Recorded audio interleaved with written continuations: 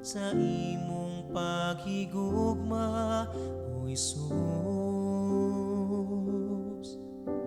Tinubdan ka sa grasya, matud ang imong gugma, alang sa tanang katawhan. Unsa man ang tawo nga gihigugma mo, gihatagan og pag-atiman.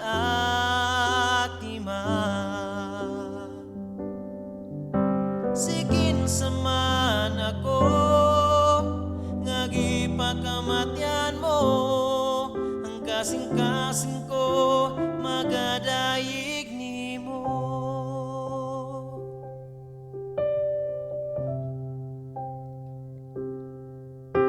Sulod